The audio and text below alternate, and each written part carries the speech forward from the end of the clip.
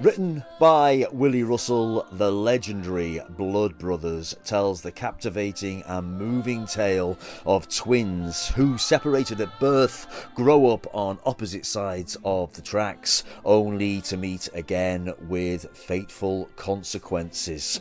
Currently on its UK tour and about to stop off at Theatre Clwyd in Mold on Tuesday the 3rd of May, just for 1 week only, and this time stars the fantastic Niki Evans, once a semi-finalist on the X Factor, and I am thrilled to say she joins us now over Zoom. And Niki, anytime a show like Blood Brothers comes to town, any town, it creates a bit of a stir. There's a lot of excitement about that. You must be aware of that. Are you aware of that? Yeah, I mean, of course, you know, because we do a lot of things in advance like this, you know, as you know. But I've got a lot of Welsh family because my dad was born in Wales. So every time I turn up, my cousins and everybody turn up, and they go, "Hi, Niki," and I'm like, "Oh my God, you know, I haven't seen them for years and years and years." Yeah.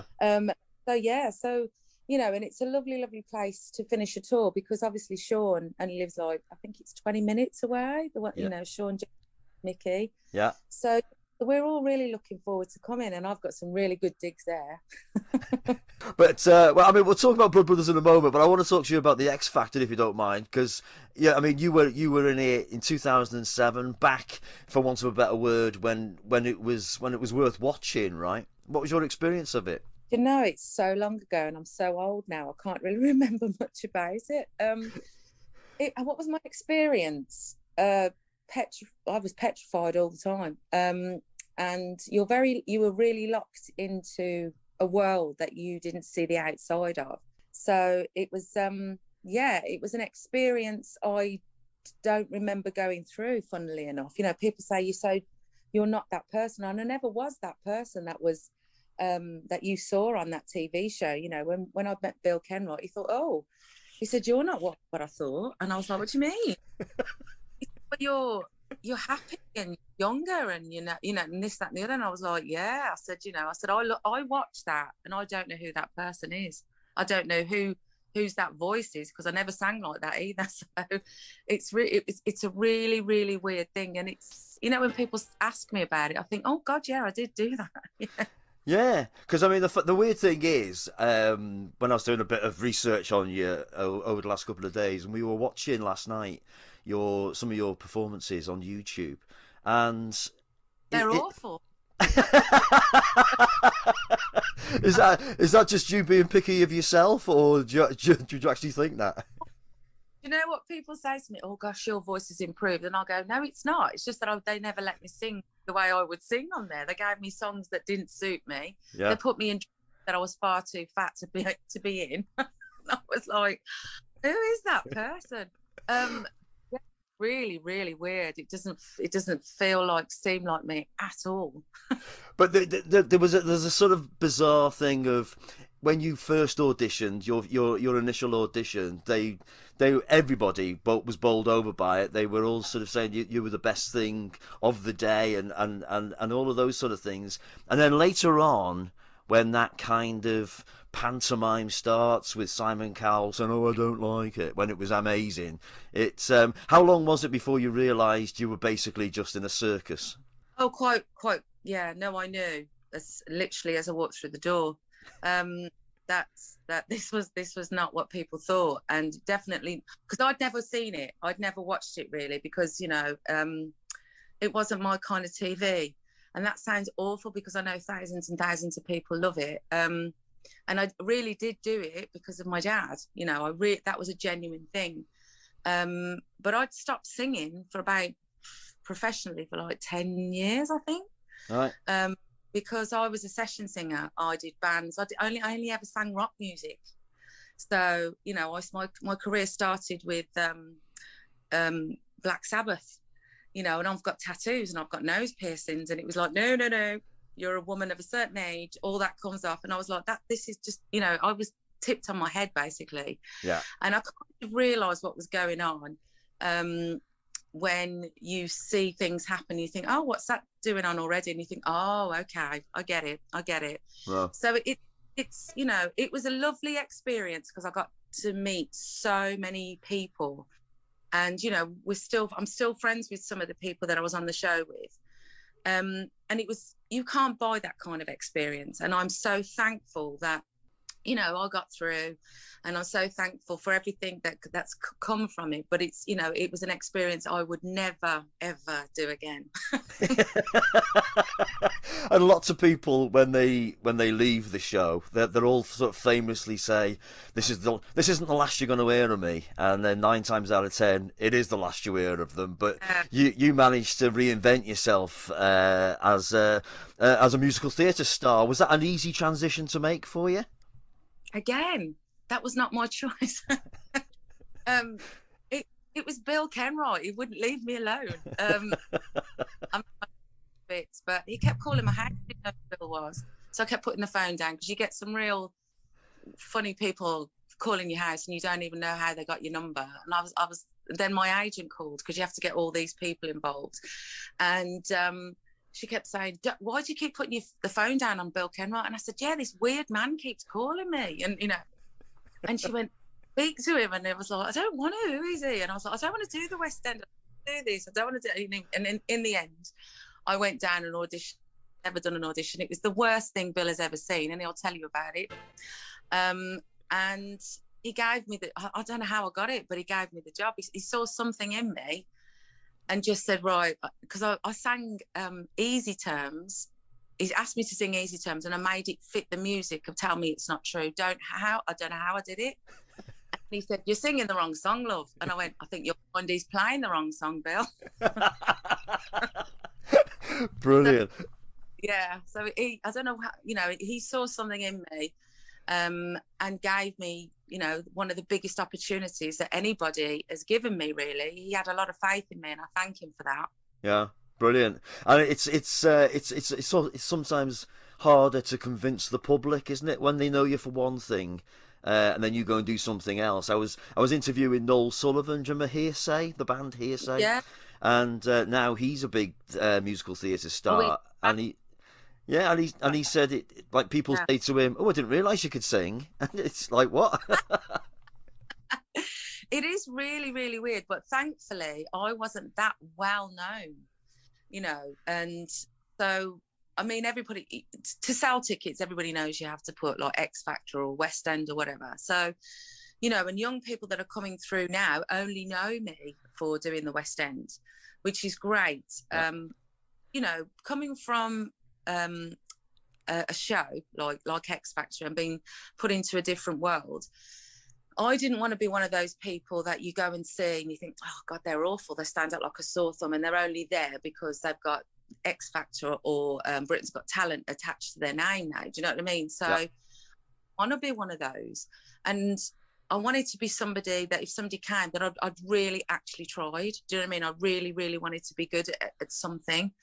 So I went away. I did Blood Brothers, and I did it for a long time. And, people said, oh, yeah, she's good at it. She's, she's, and Bill just thought, you're great. But I knew I wasn't where I wanted to be. I knew when, going into a world I'd never been in, watching all these amazing people, I thought, oh my God, I don't want to be like, oh. So I went away and I did a lot of different theatre, and I played lots of different roles. And I can't, you have to be, to take this role back on, knowing, because I didn't know anything about it. I'd never seen a show, so I didn't know what I was taking on. So for me to come back and do this, I had to go away and learn a lot to come back and play it like the way I do now, I suppose. Yeah. And I mean, if you're going to play a part, to play the part of Mrs Johnstone, I mean, it's renowned throughout musical theatre world as possibly the best female role going. A list of people who have done it: Barbara Dixon, Kiki Dee, Stephanie Lawrence, Petula Clark, Carole King, Lynn Paul, Mel C, Marty Webb, not to mention 4 of the Nolan sisters. I mean, just to be named in that list, that must be phenomenal for you. You know what? I don't think of it like that because I can't, because it scares the pants off me. But I just think I've never played it, and that's the best way to think about it, because it does, you know, that's just, you know, somebody from a council estate in Birmingham, you know, being plucked and then just shoved into this line of people. I mean, to this day, I have to pinch myself because, you know, I played Windsor Castle for the Queen's birthday for a week. And in one Winnebago was Helen Mirren and the other one was Shirley Bassey. I was like, how? Why am I here? Do you know what I mean? This is crazy. And I was trying to look in Shirley's Winnebago and she shut her curtains on me. But as I say, the reputation of Blood Brothers, it precedes itself. I mean, if you don't know the story, you've heard of it. So for people very quickly who haven't seen the story or haven't seen the show yet, what could you give us a quick synopsis of it? Yeah, I mean, right, okay. So I always describe the show as there's two kind of shows going on. But and there's one where the boys, they're growing up, they meet at 7, and then there's mine and Mrs Lyons. So Blood Brothers is all about hardship. It's all about Mrs Johnstone. By the time 20 minutes have gone, I have got married, met my husband, divorced, got 7 kids, and I've got another 2 in my belly. So, you know, by the time she's 26, she's got 9 kids. And, you know, it's set in the 50s and 60s, that's where it starts, and it proceeds up into the 80s. So you've got Mrs. Lyons, she's got all the money, you know, a beautiful house. I've got nothing. I'm just like a cleaner trying to literally feed the kids and keep them, you know, going to school and out of trouble. She cannot have children. So in the first 20 minutes, and obviously in those days, everybody was like, you know, I'm a Catholic. So she's just so desperate for a child. She says she'll have one of the twins, you know, and that's where the story starts about these twins. There's a curse because she wants me to get as far away from this baby as possible. So that's where the curse starts. She tells me that these boys, if they ever meet, they will die. And I believe it. And so, yeah, because twins sometimes are drawn together and they're not that far apart from each other, they meet, but they don't know they're twins. And it's this beautiful, funny, heartwarming story of these little boys growing up together and finding, you know, swear words and girls and, you know, going to see naughty things on the cinema. I mean, it's just the funniest, endearing, that part of the show is beautiful to watch. And then you've got these 2 mothers who are absolutely desperate to keep them apart, but, you know, I want to see them together. So there are moments where they're together and I'm on stage with them, but I still can't let them know that they're brothers, you know. And it's I can't describe Blood Brothers without going into an absolute hour of just rambling about it, because there's so much in it. But I always say to people, if you've never seen a musical, this is the best one to start with, because it's not just musical, it's not got beautiful numbers in, and you've got Robbie Scotcher, who's got, wow, what a narrator he is. His voice is incredible. But you've got this everyday working class thing, you know, story going on. And I'm telling you now, it's very rare that somebody doesn't come and speak to me and say, oh my God, that happened to me. I've been through that. That happened to my son. And, you know, even being tweeted last night about a family in York last night, they were going, go on, Nikki, give it some welly for us. And I said, don't worry, I will. And they'd just lost their grandmother on Monday. And they're these girls, these twin girls have come to see, you know, Blood Brothers. And, you know, it's a real family show. And once you've seen it, you're in the Blood Brothers family. Do you know what I mean? And you'll be in it forever. And even if you see it once or 20 times, it will never leave you like it didn't me. When I saw Lynn Paul do it, I was like, number one, I can't do that. Yeah. And number 2, I got in the taxi to go home, and the taxi went, oh, you've had a bit of a row with your husband or someone. I went, no, I've been to see Blood Brothers. And he went, okay, don't worry. You know, it's just Willy Russell, genius, and I don't know any other man that has written for a woman and got it so right. Yeah, that's the difference with his writing. I don't know how he does it, His inner female comes out, and he just gets it right every time. You don't have to put extra in it. You don't have to go over the top. You just have to keep it very plain. Keep it to what Willy did. Trust in what he's written, and it just takes you there. So yeah. It's amazing. I know, and I still find it an amazing show now, and I'm in it. Do you know? So yeah, crazy. Yeah. If you can still enjoy it while you're doing it, then something's done right. Willy Russell's written some fantastic work, but I'm sure this is his pièce de résistance. Oh, it is. I mean, because he's got it so right. It really has got the comic. You know, he's got all the lovely little bits when the boys are growing up. He's got the desperation, because people, when they see Mrs. Lyons, who is played extraordinarily by Paula Tappenden, I mean, she's just incredible at it, because she keeps the love in Mrs. Lyons, where some people hate Mrs. Lyons because of what she does to Mrs. Johnstone. But, you know, she's so desperate for this child. She's desperate, you know, and when you're desperate for a child, you do desperate things. But, you know, she's not all there. You know, it's not that she's horrible. She's going through a nervous breakdown, and she plays it so well. She plays it so people say to her, wow, the journey she goes on is incredible.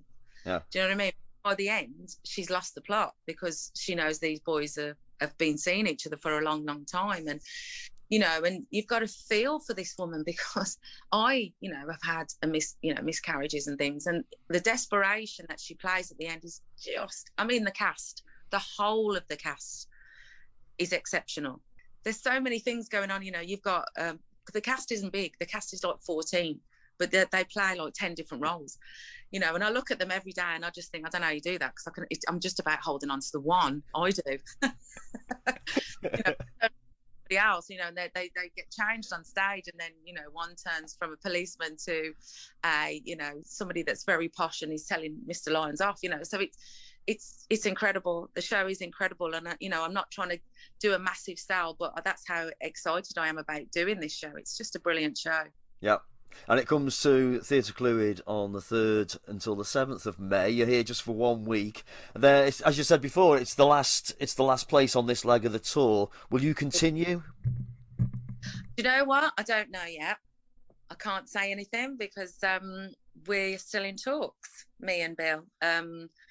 And I'm the kind of person, if I can't give it my all constantly for all 8 shows, then I have to take a break. So, and I'm 12 years older. And my hips definitely feel 12 years older. Well, it's that rake, isn't it, on the stage? It doesn't do you any favours. For anybody that doesn't know a rake, when I got on the rake, I was looking for something that did leaves, and told it the stage, and I was like, oh, okay. So we have a rake on a rake, and a rake is a hilled stage. So sometimes I don't know how I haven't got one leg shorter than the other. yeah. Hey, Niki, it's been a treat to speak to you this afternoon. Thanks ever so much for that. I really appreciate it. Thanks very much. It's been great. Thanks very much. Yeah, lovely. And we look forward to seeing you at Theatre Clwyd. And good luck with the rest of the tour. You take care of yourself. And you, sweetheart. See you soon. Cheers. Bye-bye. Bye. A bright new day.